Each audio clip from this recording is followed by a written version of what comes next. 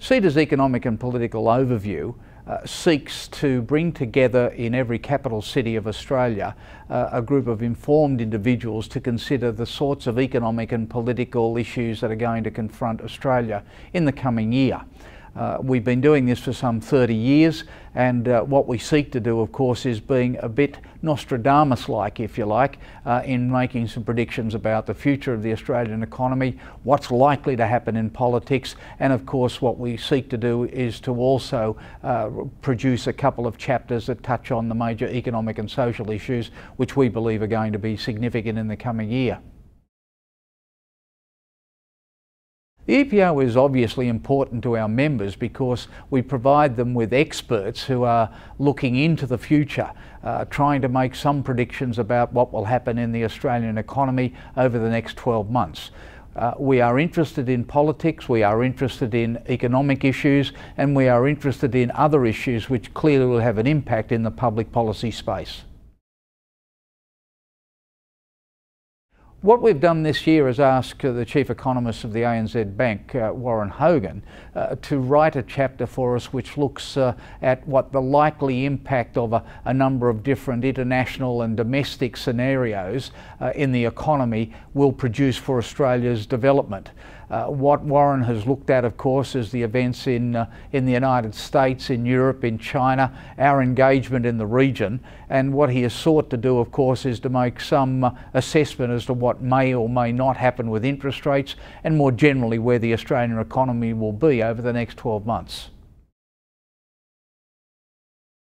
What we've sought to do in the political section is to engage one of Australia's leading political commentators, Peter Van Onselen, of both Sky News, The Australian and the University of Western Australia, to look at what is clearly going to be a very interesting year in 2013. There is a federal election due in the second half of the year, and what Peter has sought to do in this chapter is to perhaps look into his crystal ball and make some suggestions as to what will happen in terms of the Labor government,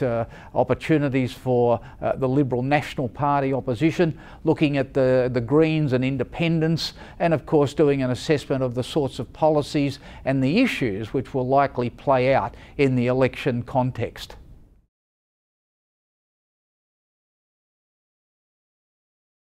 CEDA has chosen this year to look at two significant topics which we think are going to become even more important as the year unfolds. The first is, of course, dealing with the future of work, and the second is in relation to electricity pricing. Dr. Ziggy Switkowski, a very prominent businessman, has written the chapter for us on the future of work, with particularly an IT bent, but also looking at participation rates by women and what the actual jobs market is likely to look like as we go forward, not only this year, but as Australia continues to structurally adjust and meet the challenges that are being imposed on it by external forces. The second chapter in this particular section has been written by two prominent economists from AGL, and what they have sought to do is to look at the question of electricity pricing. There's no doubt there is probably no more hot button issue in Australia at the present moment than that of electricity pricing, and what our two contributors, Paul Simshauser and Tim Nelson, have sought to do is to make a contribution about explaining why it is that electricity prices continue to rise, and making some suggestions as to how people may in fact live within their means in terms of electricity pricing regimes.